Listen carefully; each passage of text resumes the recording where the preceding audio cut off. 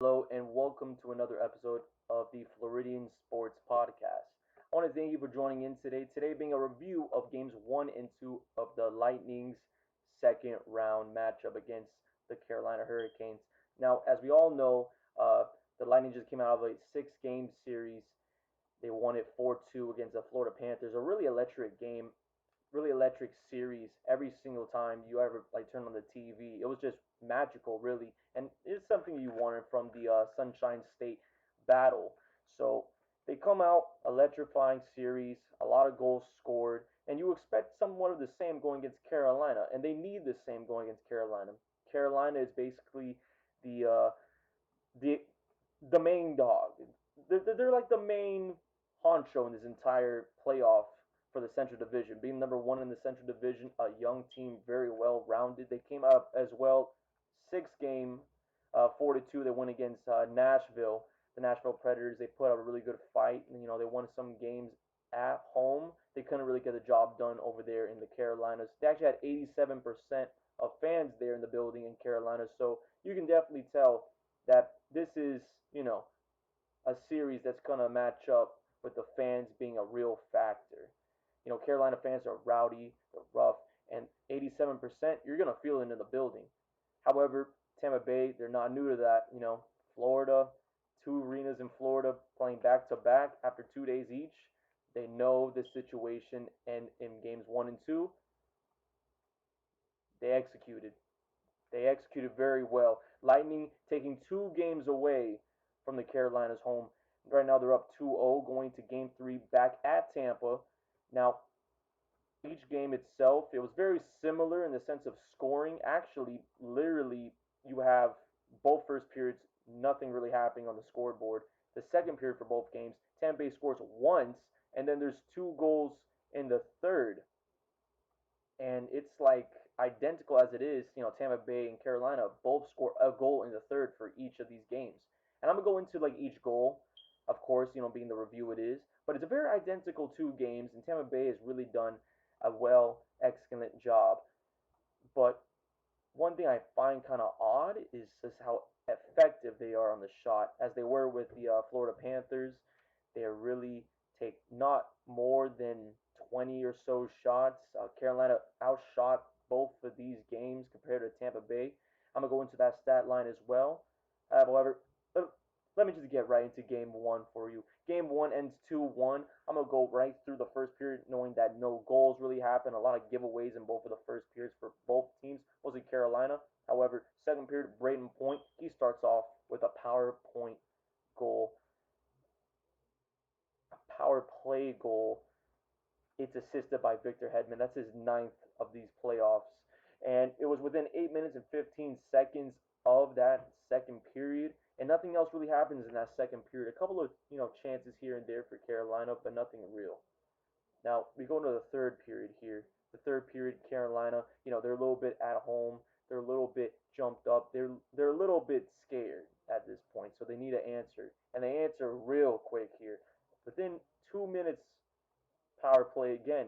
Carolina, they take advantage of it. So Carolina's power play, Jay Bean scores that one, and now it's 1-1. However, Tampa Bay, we've seen in the first game of the Florida series, they're not done yet.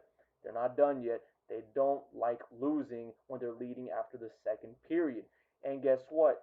They get the job done to make sure they don't lose that game in the series after leading the second period. Uh, Goodrow scores 2-1. Not a power play goal, nothing really crazy, anything like that. But it is the last goal, really ices the game. He does it within 12 minutes and 39 seconds left in the game. So there's a lot of puck time. However, nothing really crazy happens during that entire time. Maybe some smidges here and there for Carolina, but Andre is really a good goaltender. You can't really get past Tampa Bay with that. So they finish off the game 2-1, and I'm going straight from the notes here. Tampa Bay 30 shots, Carolina 38. And as I said before, Tampa Bay is not going to win that, stat line. They're not going to get more shots than Carolina, but they will be effective as they were. Now, hits 37-31 and power plays, both teams kind of struggling on the power play for the special teams. However, as I said before, power plays for Tampa Bay, they're a huge any series you're really in, but Tampa Bay is a huge factor. They basically go 1-3, 33%. Carolina 1-5, 20%. And if you ask me, if your special team is playing at a good enough defensive scheme where you're talking about a 1-5 in power plays given up, I'll be happy with that. I'm the coach. I'll be happy with that anytime game, anything. I mean, we're talking about like half a quarter, no, my apologies, half a period of penalty time in about 10 minutes for Tampa Bay, and they really did perform well. Now, we go to game two. They still won, of course, at home in Carolina, so Carolina has to respond. Going past that first period, nothing happens in both of these first periods. But as I said before, Tampa Bay only scoring in the second. They start off the game real quick. Anthony Cirelli, he comes after. However, Alex Killorn, he always scores before Cirelli. I don't know how that even possible, but Alex Killorn, he scores his fifth goal of this playoff so far. 7 minutes and 9 seconds into the second period. A lot of giveaways this one, according to the stats. We have 23 giveaways from Carolina, and of course, that sets up a lot of good advantages for the Lightning within that first 5 feet.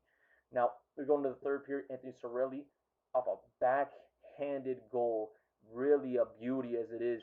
They're up 2-0 in Carolina.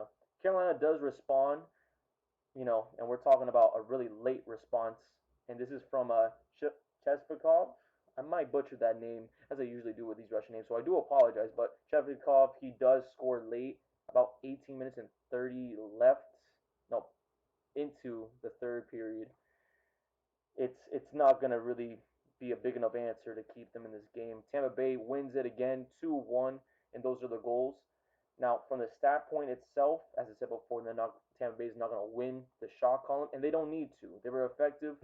They had 15 shots compared to Carolina's, I believe this, 32 shots. So they got outshot more than double of their own. And it really didn't matter. Both teams, they went 0-2 in the power play. Not a lot of penalties going around this time.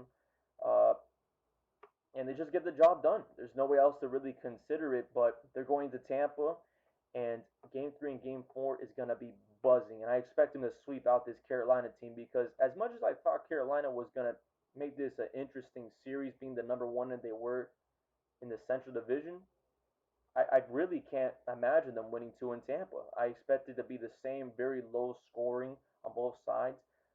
As boring as it was, no. I expect Tampa Bay to explode. I expect at least a 3-goal lead going to the second period for the Game 3. And speaking of which, Game 3 is actually tonight. We're talking about dates now.